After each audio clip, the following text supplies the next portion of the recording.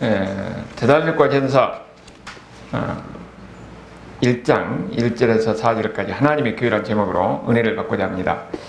오늘부터 데살로니가 전서를 들어가는데 여기를 들어가면 사도행전하고 또 이어지는 거예요. 그래서 먼저 지도를 한번 보는 겁니다.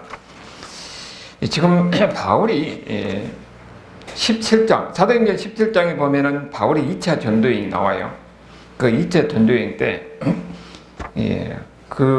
들어가기 전에 사도행전 16장 9절에 보면은 바울이 2차 전도여행 가면서 드로아, 그러니까 소아시아 지방에 그리스도께 되는 항구 도시가 드로아예요.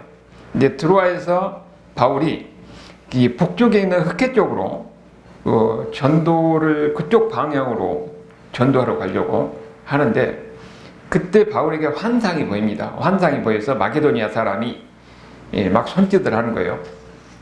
그러니까 이건 하나님이 마케도니아 쪽으로 복음을 전하는 거구나 하고 그때 바울이 생각을 하고 드로아에서 마케도니아 지방으로 건너갑니다. 바울이 발걸음이 북쪽으로 들어가지 아니하고 마케도니아 지방으로 가는 것은 유럽에 들어가거든요. 거기서 역사가 아놀드 호인비는 그야말로 역사가 바꿔지는 순간이라고 그렇게 이야기를 하고 있어요.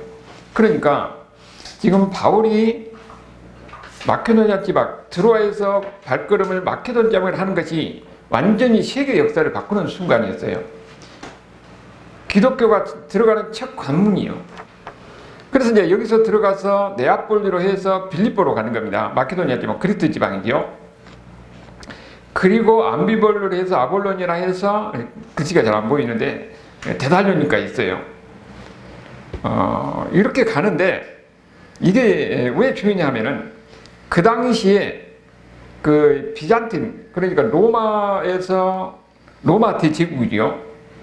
그때 이 소아시아 지방을 그 당시 비잔틴이라고 그랬어요.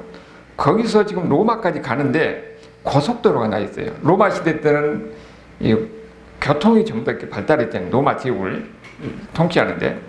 그런데 이 소아시아 지방에서 이렇게 빌립보로 해서 데살로니가 해서 그 다음에 밑으로 안 가고 바로 이렇게 가로질러 가지고 로마 쪽으로 가는 고속도로가 나 있어요. 그래서 이탈리아 쪽에 거기에 이 페리선으로 하는 연락선이 있습니다. 근데 그렇게 해가지고 로마로 들어가요. 원래는 배로 가면 6개월 걸리는 건데 이렇게 비아 에그나티아로 이 고속도로로 가면은 이걸 그때 걸어가는 거니까 3주면 가는 거예요. 그러니까 그 당시에 있었던 도로가 지금도 보면은 선교 순례 갈 때는 거기 그 도로가 있어요. 바울이 이 비아 에그나티아라는 도로를 통해서 전도를 다닌 겁니다. 복음을 다닌 거예요. 거기에서 지금 보니까 빌립보를 거쳐서 이제는 데살로니가까지 와서 데살로니가에서 있었던 일을 우리가 보게 되는 겁니다. 지금 데살로니가에서 보면은 복음을 전할 때 어떻습니까? 유대인들이 굉장히 그 박해가 심했어요. 그러니까 바울이 거기서 한 세 안식일 정도, 한 달이 못 됐지요. 세 안식 정도 가르치고 결국은 거기를 떠날 수밖에 없는 그런 상황입니다. 그래서 바울이 거기서 몰래 떠났어요. 바울이 거기를 떠났지만 바울의 생각은 누가 있습니까? 거기에 있는 데살로니가에서는 자기가 전도해서 가르쳤던 성도들이 있는 거예요. 그러니까 그게 항상 마음에 걸리는 겁니다. 그래서 디모데를 거기에 보는 겁니다. 바울은 유대인들의 박해 속에서 거기를 피해서 도망왔는데 결국은 거기서 내려와서 베레아로 가는 거지요. 베레아 가는데 베레아에서 또 유대인들을 쫓아와가지고 바울을 괴롭히는 거예요. 거기서 예수 믿는 사람이 나오고 교회를 세우고 그랬는데 결국은 바울과 그 일행들이 여기를 피하는 게 좋겠다 해가지고 바울이 배 타고 우리 지도에 보면은 이 아테네까지 나옵니다. 지금의 아테네까지 와서 그때 이 베레아에서 디모데를 보내면서 그 데살로니가 교회 성도들을 그들을 어떻게 되는지 그들을 위해서 디모데를 보내고 바울은 아테네까지 가는 거예요. 그래서 아테네에서 만나기로 하는 겁니다. 근데 아테네에서 기다리는데 디모데가 안 오는 거예요. 그리고 결국은 할 수 없이 고린도까지 갑니다. 고린도에 가서 거기서 디모데와 실라를 거기서 만나는 거거든요. 그리고 거기서 이 데살로니가 교회 성도들의 상황을 듣고 나서 편지를 쓴 것이 데살로니가전서예요. 고린도에서. 그게 바로 우리가 오늘 이 편지인데, 우리가 여기 나오는 이 데살로니가 교회는 사실 보면은 태어난 지 얼마 안 되는 교회예요. 거의 한 달이 됐잖아요. 근데 그들에게 지금 상황이 매우 지금 어려운 상황입니다. 여러분, 초대교회 당시에 그때는 그냥 우리가 예수 믿어서 믿는 상황이 아닙니다. 유대인들의 그 박해 속에서 유독히 유대인들이 그때는 박해가 심했으니까 그런 가운데서 믿음을 지킨 사람이기 때문에 대단한 것이죠. 그 이야기가 지금 데살로니가서 3장에 나와요. 우리가 이렇게 보는 것은 이 배경을 이해를 해야 이 바울 서신을 우리가 제대로 이해할 수 있기 때문에 그런 거죠. 지금 3장 1절을 보니까 이러므로 우리가 참다 못하여 우리만 아덴에 머는 길을 좋게 생각한다 하는 것은 데살로니가에서 그렇게 박해해서 도망갔는데 베레아까지 쫓아가서 베레아에서 또 괴롭히는 거예요. 그래서 그 성도들 생각해서, 데살로니가 성도들 생각해서 디모데를 보내고 바울과 그 일행은 배를 타고 아데네까지 가는 겁니다. 그래서 아데네까지 가는 거예요. 그런데 그 2절에 보니까 거기 뭐냐면 우리 형제 곧 그리스도의 복음을 전하는 하나님의 그 디모데를 보내노니 이는 너희를 굳건하게 하고 너희 믿음에 대하여 위로합니다. 그들이 걱정되는 거지요. 그러니까 어떻게 하면 이 디모데를 보내가지고 그들의 믿음을 위로하기 위해서 디모데를 보낸 겁니다. 그리고 어디서 만나냐면 6절에 가면은 3장 6절에 지금은 디모데가 너희에게부터 와서 너희 믿음과 사랑의 기쁨의 소식을 우리에게 전했다. 디모데가 가서 보니까 그들이 그 박해 속에서도 그들은 믿음을 지키고 있는 거예요. 그러니까 바울이 그 감격하고 기뻐해서 그래서 편지를 쓴 것이 이 데살로니가전서 편지라 하는 거예요. 우리가 그 당시에는요, 바울이 보면은 이 에베소서도 그렇고 골로새서도 그렇고 데살로니가전서도 그렇고 빌립보서도 그렇고 그 이 도시마다 그 특징적인 환경이 있거든요. 그러니까 그 편지를 쓰면서 보면은 그 도시의 특징적인 환경이 나타나는데 그 바울의 서신을 제대로 이해하려면은 그 당시에 그 도시의 환경이 어땠는가 그걸 좀 이해를 해야 돼요. 그리고 그것에 복음에 들어갔을 때 그 일어난 일의 의미가 무엇인가 하는 것을 우리가 이해할 필요가 있는 겁니다. 지금 그래서 여기 보니까 이 북마케도니아, 데살로니가서는 마케도니아 지방에서 그리스를 남쪽 북쪽으로 나누면은 남쪽은 아가야 지방이라고 그러고 북쪽은 마케도니아 지방이라고 그래요. 북쪽 마케도니아 지방에 있는 도시 중에서 데살로니가는 그 당시 인구가 10만입니다. 가장 큰 도시였어요. 그러니까 그 당시에 인구 10만이면 굉장한 도시입니다. 그런데 거기 당시에는 그 도시들마다 유대인들 회당이 있거든요. 그럼 바울은 항상 다닐 때 어디로 다녔어요? 유대인들 회당이 들어갑니다. 유대인 회당이 들어가서 거기서 복음을 전하는데 그 유대인 회당이면 유대인만 있는 것이 아니고 이방인 중에서 개종해서 유대로 들어온 사람들이 있어요. 근데 그들에게 복음을 전할 때 유대인들은 거부하는데 그 이방인 중에서 개종해서 들어온 그 사람들은 복음을 받아들이는 겁니다. 그리고 이제 거기서부터 본격적으로 이방인 중심으로 복음을 증거하게 되고 이방인들 교회 많이 모여들게 되는 거죠. 그리고 여기 이 데살로니가는 지리적으로 봐도 전략적 요충지예요. 지금 터키 지방에서 이렇게 고속도로가 나가지고 로마까지 가는데 그 비아 에그나테라는 도로가 있다고 그랬죠. 그 도로에 어떻게 보면 교통의 요충지입니다. 교통의 요충지는 어떻게 됩니까? 거기는 당연히 상업이 발달하고 사람들이 마구 오고 가고 하니까 장사가 활발해가지고 경제적으로 풍요로운 그런 도시가 될 수밖에 없어요. 그리고 이 도시를 보면요, 그 당시에 이 모든 로마 영역 내에 있는 도시들은 군대가 파견되고 그 다음에 총독이 파견됩니다. 그러면 군대가 파견되고 총독이 파견되면 그 군대를 유지하고 총독을 그 공무원들을 유지하려면 어떻게 됐어요? 세금을 많이 걷어야 되잖아요.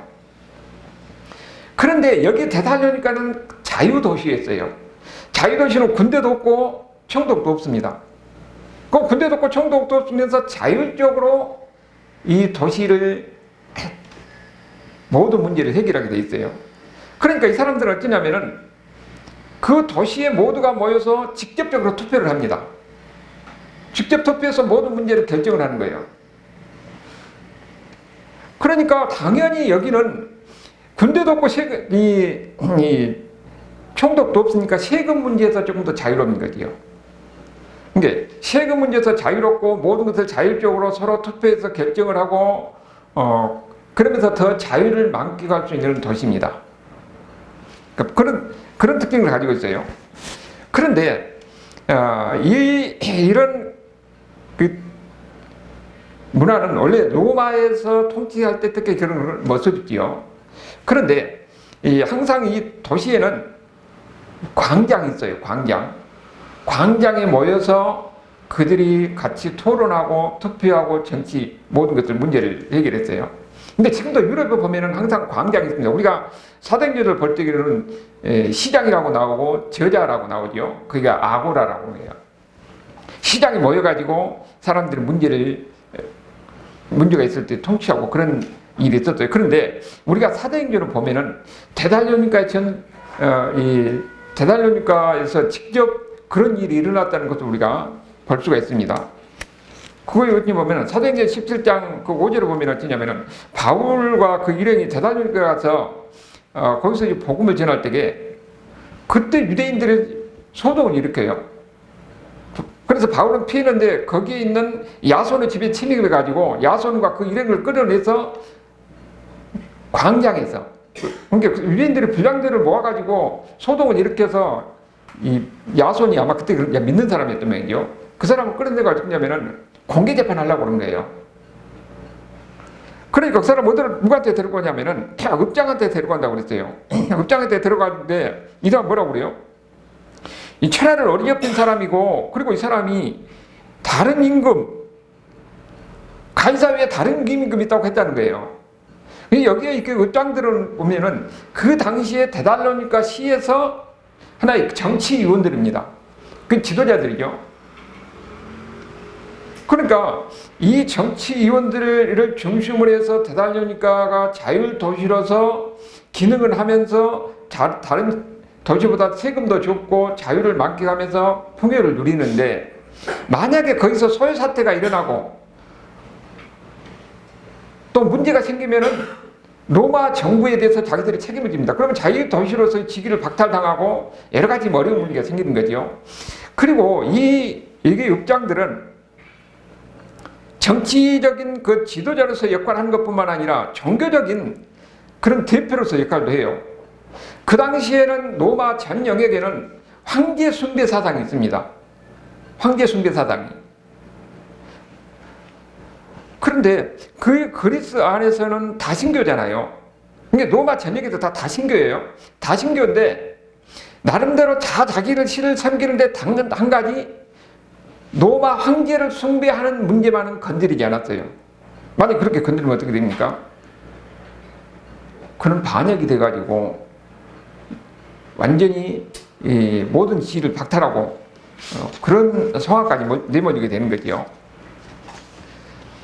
그리고 이 데살로니가를 보면은요, 또 하나의 특징이 뭐냐면은 데살로니가에서 한 80km 떨어진 데가 올림푸스 산이 있는데 그 당시에 올림푸스 산에 가서 그리스 사람들은 제우스에게 신탁을 하고 거기서 제사를 지내는군요. 그러니까 많은 사람들, 그리스에 있는 전역에 있는 사람들이 이 올림푸스 산에 가서 제우스에서 제사를 지냅니다. 그러면 그 사람들이 뭐냐면은 이 데살로니가로 고속도로가 나 있다고 그랬대요. 비아 에기나티라는 도로가. 그러면 사람들이 다 거기 그 길을 통해서 올림푸스 산을 가거든요. 그리고 이 데살로니가가 항구 도시니까 주변에서 다 일이 다 사람들이 몰려듭니다. 그리고 거기서 와서 이 올림푸스 산을 많이 가요. 그러면은 교통이 발달하고 사람들이 많이 몰려들면은 당연히 거기에 상업이 활발하고 굉장히 풍요를 누리고 부유를 누리게 되는 거죠. 그러니까 데살로니가가 어떻게 되겠어요? 인구가 10만인데 수많은 사람들이 주변에서 모여들고 그러면서 상업이 활발하고 자유를 만끽하면서 경제적으로 풍요를 누리면서 이렇게 사는 다른 도시라고 특별한 그런 특징을 가진 이런 도시입니다. 그리고 그런 도시에서는 대다수인가는 특별히 이 우상이 많고 황제수세 사상이 강했으니까 이 올림푸스 산에서 가서 제우스에서 제대하는 것도 있고, 그러니까 많은 사람들이 거기서 몰려들어서 신전에서 제사를 지내고 그런 도시예요. 그러니까 지금 이런 우리가 배경을 이해를 해야 됩니다. 그런 배경 속에서 우리가 사도행전 17장에서 볼 때 그런 일이 일어났던 거예요. 근데 바울이 이런 도시에 복음을 들고 가는 겁니다. 그 대단하니까에 복음을 들고 가니까 뭐라고 하냐면은 바울이 그런 도시에 복음을 들고 가는데 회당에 들어가서 새 안식일 동안 성경을 강론하는 겁니다. 성경을 강론하면서 뭐라고 그럽니까? 이미 그 회당에 가서 가르치니까 그 사람들 유대인들이고, 유대인들은 이미 구약 성경이 좀 아는 사람들이죠. 그 사람들에게 이미 성경에 약속한 이 메시아가 바로 예수다는 거예요. 성경의 모든 것이, 바울은 성경에 해박한 사람 아니에요. 거기 들어가서 예수가 바로 성경의 약속하고 오시기라는 그 메시아 그리스도다 하는 것을 얘기하는 겁니다. 그러니까 그 4절에 보니까, 사도행전 17장 4절에 보면은 거기에 경건한 헬라인의 큰 무리가, 경건한 헬라인이라는 것은 유대인 말고 이방인들이 개종해서 유대교가 된 사람들, 이 사람들을 경건한 헬라인이라고 그래요. 그 사람들이 예수를 믿더라는 거예요. 그리고 거기에 또 높은 사람들, 큰 무리야, 적지 않은 기브인도, 그러니까 높은 사람들도 그 사람들 데살로니가에 있는 회당에서 예수를 믿었다는 거지요. 새 안식년 동안 회당에 들어가서 바울이 복음을 전하는 거예요. 예수님이 바로 약속된 메시아다. 그분이 우리의 구원자고 그리 유일한 하나님이다 하는 것을 가르치는 거지요. 그러니까 그때 이제 많은 사람들이 그때 믿게 되었다고 이야기합니다. 그럼 당연히 지금 어떻게 되겠어요? 많은 사람들이 바울이 전하는 예수를 믿으니까 유대인들이 반발하지요. 그게 바로 5절에서 이야기하는 거예요. 유대인들이 시기에 와서 이제 오히려 불량배들을 동원해가지고 이 바울 일행을 지금 박해를 하는 거죠. 그래서 바울이 이제 도망가고 야손을 그 집에서 끌어내서 이 사람들은 뭐라 천하를 어지럽힌 사람이다 그렇게 이야기를 하고 있어요. 그런데 여기 문제는 뭐냐면은 바울을 보러 뭐라 합니까? 가이사 외에 다른 임금이 있다는 거예요. 다른 임금이. 그러니까 8절에 보면은 무리와 읍장들이 이 말을 듣고 소동이 일어났다는 거죠. 그 사람들이 얼마나 놀라겠어요? 이 정치위원들, 읍장들이 정치위원들에서 이 데살로니가 시위를 책임지는 사람들인데, 더군다나 그 당시에는 황제 숭배를 건드린 것은 국가 반역이기 때문에 이 바울만 문제가 되는 게 아니라 전체 이 시의 자율 도시로서의 지위를 박탈할 수 있는 그런 위험이 있는 겁니다. 더군다나 여기에 지금 소동까지 이르는 상황이니까 지금 바로 그런 상황이에요. 여러분, 우리가 여기서 중요한 것은 이런 도시에 바울이 가가지고 예수님만이 유일한 왕이라는 거예요. 예수님만이 유일한 신이라는 겁니다. 그때 그 수많은 신들이 있는데 거기서 바울이 이야기하는 거예요. 우리의 진짜 왕은 예수님이다. 그리고 예수님만이 유일한 하나님, 유일한 신이라 하는 겁니다. 그리고 그분만이 우리의 구세주다. 이렇게 들어가서 담대히 선포하는 겁니다. 그들의 박해를 하고 그들이 그야말로 소동을 일으켜 아우치고 하지만은 그것을 두려워하지 않냐고 바울이 가서 복음을 전했어요. 근데 그런 일이 우리가 항상 복음이 들어간 데는 세상은 보면은 다 다른대로 자기 신들이 있고 이 세상에 오랫동안 그 제약된 풍습에서 나름대로 여기 문화적인 그런 환경 속에서 완전히 악에 찌들어 있습니다. 그런데 복음이 들어갈 때는 거기서 뭐랍니까? 이런 모든 우상이나 수많은 신들이나 이런 이 모든 것은 다 인간의 제약된 발로에서 나오는 이런 우상이고 다 쓸데없는 것이다. 오직 하나님만이, 우리가 믿는 하나님 예수 그리스도만이 유일한 하나님이고 유일한 신이다 하는 것을 이야기하는 겁니다. 그러면은 항상 갈등이 있고 박해가 있고 어려움이 되기 마련이에요. 그것이 우리가 지금까지 왔던 그런 역사예요. 바울이 그렇게 얘기하는 겁니다. 거기 들어가서 당연히 이렇게 바울이 이야기하면은 어떻게 됩니까? 거기 당연히 충돌이 생기는 거지요. 황제 숭배 사상은 이것만은 건드려도 안 되는데 바울이 거기서 예수님만이 우리의 왕이고 예수님만이 참된 신이다, 예수님만이 경배의 대상인 거예요. 황제를 경배하는 것이 아니라 예수님만이 우리가 경배의 대상이다, 그렇게 이야기를 하니까 그 사람, 기존에 있는 사람들이 충격을 받을 수밖에 없지요. 그래서 소동이 일어나는 것이고 자기들이 지금 입지가 위협되는 이런 상황이 되는 겁니다. 그러니까 결국은 문제가 생기니까 바울이 어떻게 돼요? 거기를 떠날 수밖에 없는 거죠. 바울이 떠날 때는 굉장히 상황이 지금 아주 위험한 상황이니까 바울이 밤에 몰래 떠납니다. 그럼 바울이 몰래 떠났어도 바울은 마음이 어쩌겠어요? 거기 있는 성도들이 자기만 박해를 당하는 것이 아니라 기존에 예수 믿는 사람들도 그들이 박해를 당하니까 그들이 신앙이 더군다나 한 달밖에 안 되는데 걱정이 되는 거죠. 그래서 디모데를 거기에 보내고 바울은 그 데살로니가를 떠나게 되는 겁니다. 그때 그 상황에 대해서 데살로니가서 3장 1절에서 그걸 이야기하는 거죠. 왜 이렇게 떠날 수밖에 없는가?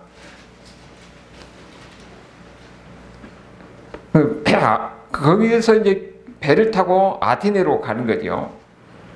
그리고 2절에 보니까 거기가 걱정이 돼서 디모데를 여기에 보내는데 뭐라고 그럽니까? 너희 믿음에 대하여 위로함으로 그랬습니다.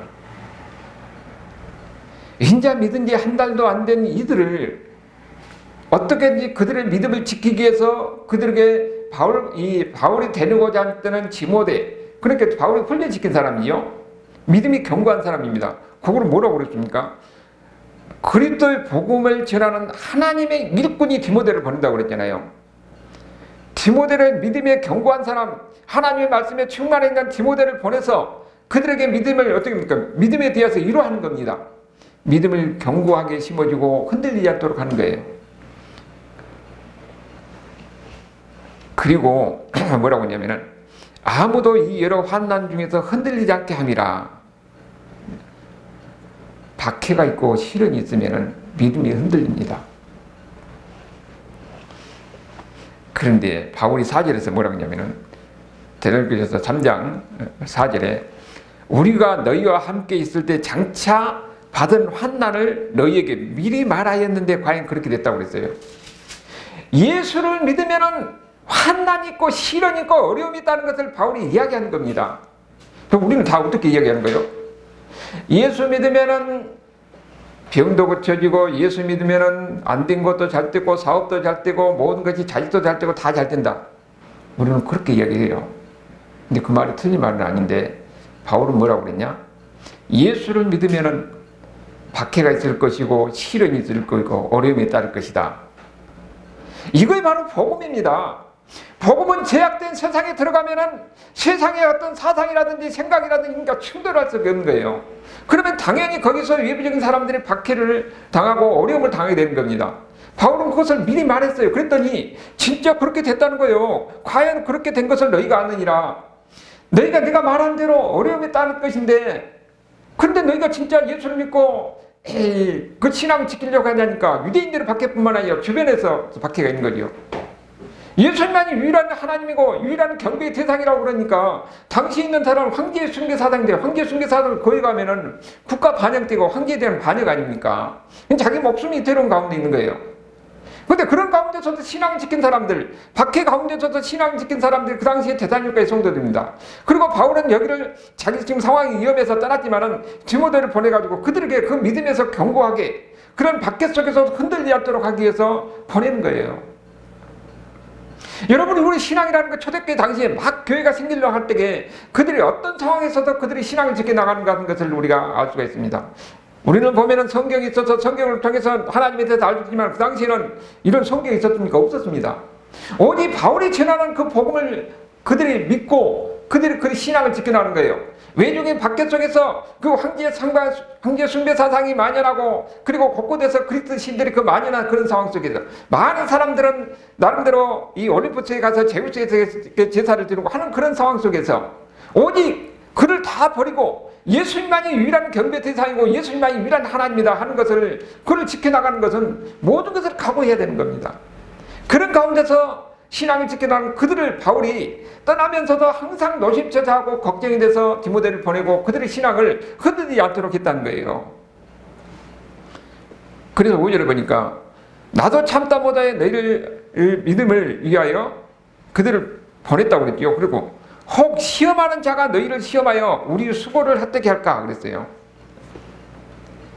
박해가 있고 교회가 어려움이 있으면은 당연히 사람들의 마음이 흔들리게 합니다. 야, 우리가 뭐 특별하니 그렇게까지 그 예수라는 이 예수를 믿고 해가지고 우리가 이렇게 어려움을 당할 필요가 있느냐? 그냥 적당히 신앙생활하자. 분명히 그 안에서도 그래서 끝까지 믿음을 지키자고 한 사람이 있고, 끝까지 그런 가운데서 야, 우리가 이렇게 어려움을 당하는데 그럴 필요가 없다고 하는 사람들이 분명히 있었을 거예요. 그러면은 만약에 거기서 흔들리면 어떻게 되겠습니까? 지금까지 바울이 전하는 거기 복음이 다 헛되는 거예요. 우리의 수고가 헛될까 걱정하는 겁니다.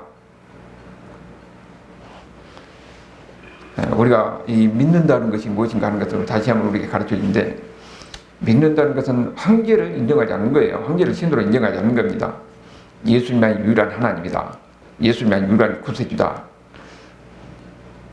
그것을 인정하고 고백하고 끝까지 믿고 나가는 거예요. 그러면은 주변에 있는 박해와 여러 가지, 아니 그것뿐만 아니라 우리가 믿음을 지켜나가면은요, 경제적인 어려움도 당하게 되는 겁니다. 우리가 실질적으로 지금 우리 같은 환경 속에서 내가 믿음대로 살려고 하다 보면은 때로는 내가 손해볼 수도 있어요. 경제적으로 여러 가지 또 관계 속에서 어려움을 당할 수도 있습니다. 그런데 진짜 믿는 사람들은 내가 손해볼 각오를 하고 관계 단절을 각오하면서도 믿음을 지켜나가는 거예요. 그것이 여기 당시에 있는 대단히 교회 성도들이었고, 지금까지 수없이 많은 기독교 역사 속에서 이루어진 일인데, 우리도 마찬가지로 우리가 진짜 믿는 사람은 이런 일을 각오를 해야 된다는 거지요. 그 당시에 그 상황을 통해서 우리가 다시 한번 이야기해 준 겁니다. 바울은 지금 전하는 것은 복음은 뭡니까? 사망으로 가는 그들에게 생명의 길을 가르쳐 주는 거예요. 예수님만이 유일한 하나님이고 예수님만이 유일한 경배 대상이고 예수님만이 우리의 구사이다 하는 것을 가르쳐 주면서 그 당시에 있던 황제 숭배 사상이나 모든 그리스도의 수많은 신들, 이런 것들을 다 확보시고 쓸데없는 것이다 하는 것을 이야기하고 있는 거죠. 그러니까 굉장히 갈등과 어려움 속에 있는 겁니다. 당시 그 문화 속에서 문화를 구별된 그 흐름에 끌려가지 아니하고 구별된 이런 독립된, 그야말로 예수를 믿으면서 새로운 문화를 만들어가는 거잖아요. 더군다나 대부분 다 이 신을 섬기고 그런 상황 속에서 굉장히 어려움이 있는 겁니다. 이렇게 믿음을 지켜나갔던 것이 기독교의 2000년 역사 통해서 끊임없이 어려움과 시련과 갈등을 겪으면서 오늘이 이뤘던 겁니다. 그래서 우리는 오늘 자연스럽게 예배를 드리고 오히려 기독교 문화가 자연스럽게 받아들이면서 그 안에서 우리는 복을 누리고 있잖아요. 그런데 복음이 오늘까지 있는 기간 동안 수많은 사람들이 피를 흘리고 수많은 사람들이 고통을 당하고 어려움을 당했던 사실을 우리가 잊어서는 안 됩니다. 그런데 그것이 그때뿐만 아니라 지금도 마찬가지예요. 지금도 보면은 뭐 중국이나 북한이나 이런 공산권에 있는, 또 해교권에 있는 사람들이 이루 말할 수가 없지요. 그런 사람들의 고통도 우리가 헤아릴 수 있지만은 자유 세계 속에서도 지금 뭐가 들냐면 세속주의가 들어와가지고, 우리가 신앙은 개인의 자유라는 거예요. 그러니까 개인의 자유니까 전도해서는 안 된다는 겁니다. 그 대표적으로 미국 같은 데서는 어떠냐면은, 케네디는 원래 그 집안이 믿는 집안이에요. 카톨릭에 있는 가문이에요. 근데 그 사람이 그때 대통령이 돼가지고 공립학교에서 예배를 드리고 기도하는 거 금지하고 전도하는 것도 그때 금지했어요. 그래서 미국에서는 거리에서 전도하다 걸리면은 그것은 벌금입니다. 걸립니다. 지금 사상이 지금 세계가 지금 이렇게 오히려 지금 굉장히 오히려 더 위험한 사람, 개인주의가 들어가지고 기독교를 더 박해하고 복음의 확장대들을 더 못하게 하는 이런 상황까지 몰게 되는 겁니다. 그것뿐만 아니라 우리나라도 지금 보면은 원래가 우리나라 사립학교는 90%가 거의 다 기독교 학교인데 그 목적이 뭡니까? 어떻게든 학교를 세워서 복음을 전하는 게 목적인데 지금 어떻게 하냐면은 오히려 종교교육을 기독교 교육을 못하게 하는 그런 방향으로 가는 거예요. 근데 여기서 어떻게 믿음을 지켜나가고 그러면서 복음을 전할 것인가 하는 것이 우리의 고민이 돼야 됩니다. 예수님은 우리에게 뭐라고 그랬냐? 너희는 가서 세상의 빛과 소금이 되라고 그랬어요. 빛이 되는 것은 빛은 세상에서 비춰져야 되는 거예요. 소금은 뿌려져서 그 맛을 내야 되는 겁니다. 그렇다면은 세상에 뿌려져서 이 맛을 내고 빛을 비추려면 어떻게 되냐? 누군가가 가서 미쳐야 되는 거예요. 여러 가지 박해와 시련 가운데 있음에도 불구하고 당당하니 예수님만이 우리의 유일한 구세주고 예수님만이 우리가 참된 경배의 대상이기 세상에 있는 어떤 미신이라든지 아니면 이런 것은 다 할 것이다. 오히려 그것은 망하는 길로 가는 것이라는 것을 우리가 당당한 이야기할 수가 있어야 된다는 거예요. 그러니까 어떻게 보면은 지금 같은 시대에 오히려 참다운 복음을 증거할 수 있는 이런 하나님의 사람들이 더 필요할 때라는 거예요. 오늘 우리는 지금 우리가 사는 환경, 상황에 따라서 사람이 다를 수가 있죠. 어떤 사람은 박해가 있고 어떤 사람은 어떤 곳에서는 그런 박해가 없다 할지라도 여러 가지 보이지 않는 그런 여러 가지 압박도 있을 수가 있습니다. 내가 심지어는 손해볼 수도 있어요. 그럼에도 불구하고 예수님만이 유일한 왕이고 예수님만이 우리의 유일한 구세주고 예수님만이 참된 신이다, 참된 하나님이다 하고 우리가 당당한 이야기할 수 있는 이런 사람이 되야 되는 겁니다. 지금도 하나님은 그런 사람을 통해서 복음이 전해지고 하나님 나라가 확장이 되는 거예요. 그 가운데 진정한 생명이 있고 그 가운데 진정한 소망이 있다는 것을 여러분들은 믿으시고 또 이런 믿음 가운데서 살아가면서 이런 예수님을 증거하는 이런 하나님의 사람들이 될 수 있기를 주님으로 축원합니다. 하나님 감사합니다.